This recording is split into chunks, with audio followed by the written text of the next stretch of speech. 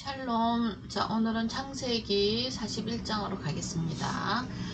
자, 41장에 보시면은 요셉이 그의 집 청지기에 명하여 이르되 양식을 각자의 자루에 운반할 수 있을 만큼 채우고 각자의 돈도 그 자루에 넣고 이 돈은 이제 길량식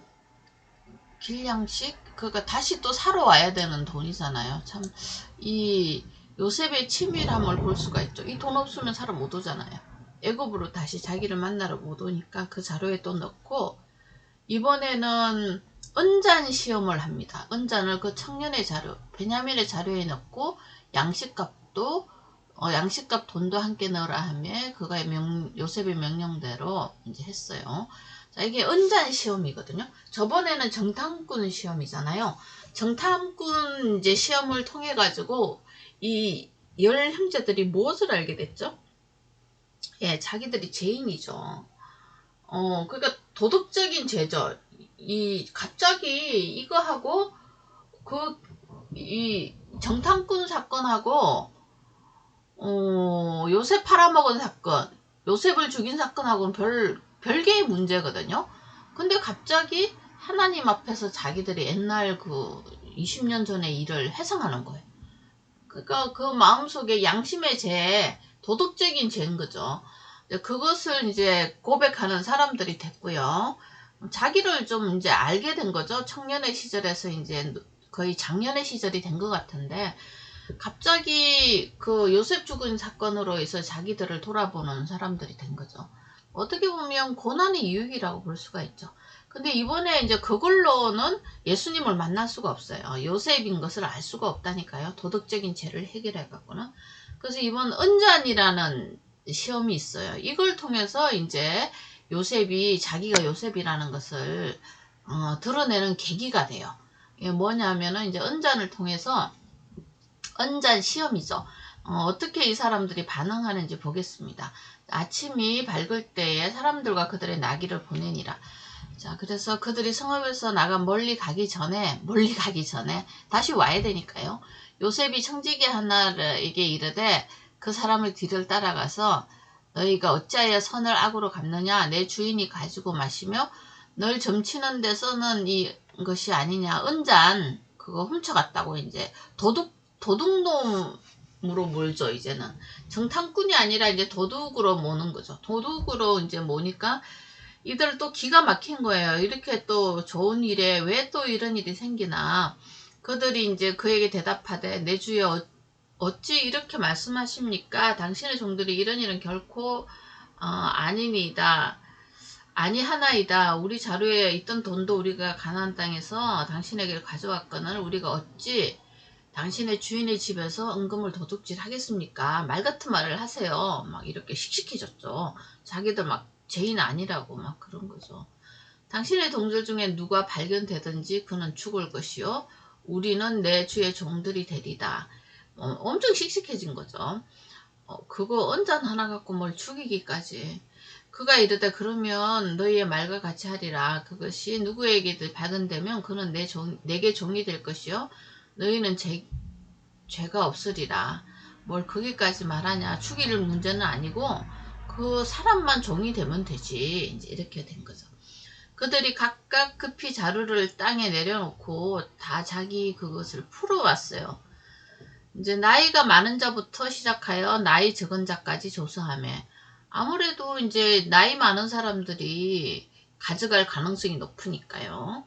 뭐 그런 의미는 아니겠죠. 어쨌든 이렇게 순수를 돼요.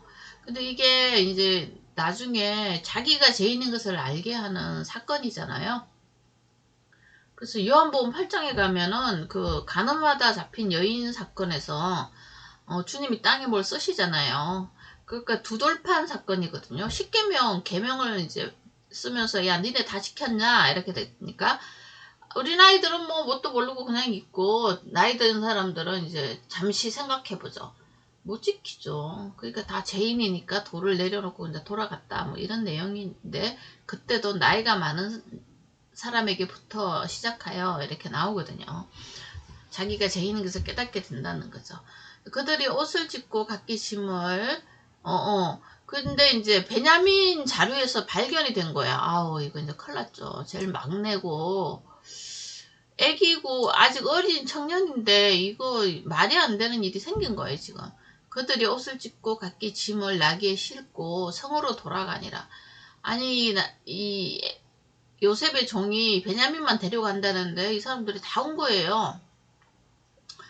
자, 그래서 요셉이 아직 그곳에 있는지라 그 앞에서 땅에 엎드리니, 요셉이 그들에게 이르되 어찌하여 이런 일을 행하였느냐? 나 같은 사람이 정말 잘 치는 줄 너희는 알지 못하느냐?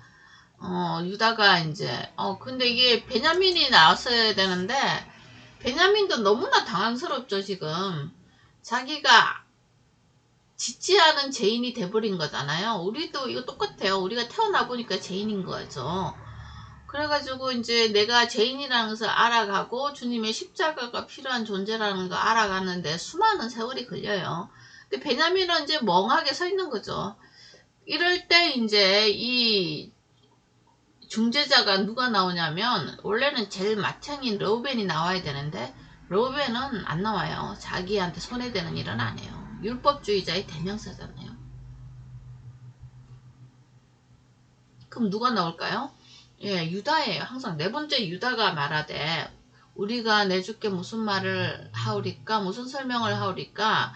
어떻게 우리의 정직함을 나타내리까? 하나님이 종들의 죄악을 찾아내셨으니 우리와 이 잔이 발견된 자가 다 주의 노예가 되겠습니다. 예, 하나님이 종들의 죄악을 찾았다. 무슨 죄를 찾은 거예요, 이 사람들은? 그쵸. 옛날 그 아우의 일 있잖아. 요셉의 일. 요셉의 말을 안 들은 거죠. 요셉의 이야기들을 안 들은 거죠. 우리와 이 잔이 함께 발견된 자가 다 주의 노예가 되겠습니다. 이렇게 말한 거죠. 그래서 요셉이 이르되 내가 결코 그리하지 아니하리라. 잔이 그 손에서 발견된 자면 내 종이 되고 나머지는 너희 아버지께로 올라가. 이렇게 된 거죠. 근데 유다가 그에게 가까이 가서 다시 또 이야기하는 거예요.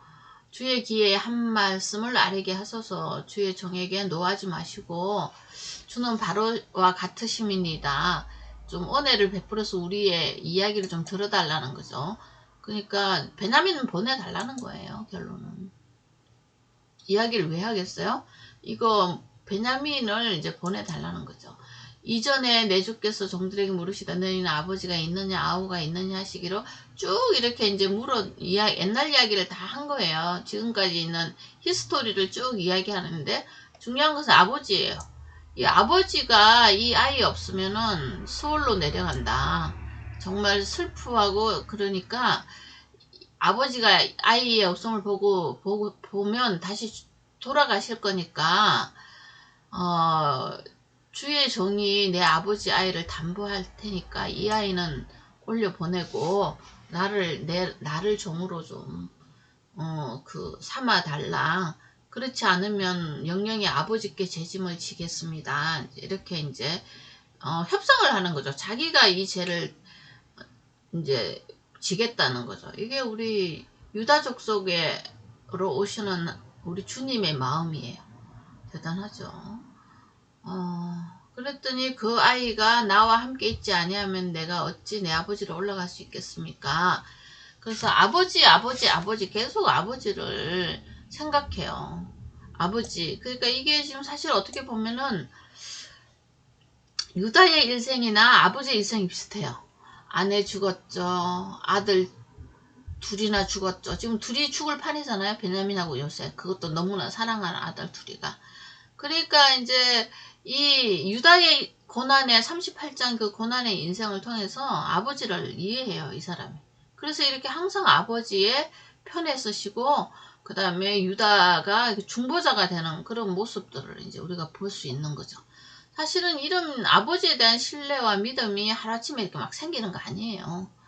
인생을 사셔야 돼요. 삶을 살면서 아버지를 이해하게 되는 거죠. 우리도 마찬가지죠. 어릴 때는 아버지가 어떤 내 인생의 모든 큰 성 같고 산 같은 존재였다가 나이 들어보세요. 참 그냥 연약한 노인일 뿐이죠. 그래서 이 유다의 이런 마음을 우리가 이제 통해 가지고 예수님의 마음을 볼 수가 있어요. 하나님 아버지를 사랑하는 예수님의 마음. 좀 이해가 되시죠? 이래서 이제 유다가 이게 전면전에 나와요. 항상 이제는 어떤 전쟁이나 하나님이, 아버지가 하나님이니까요.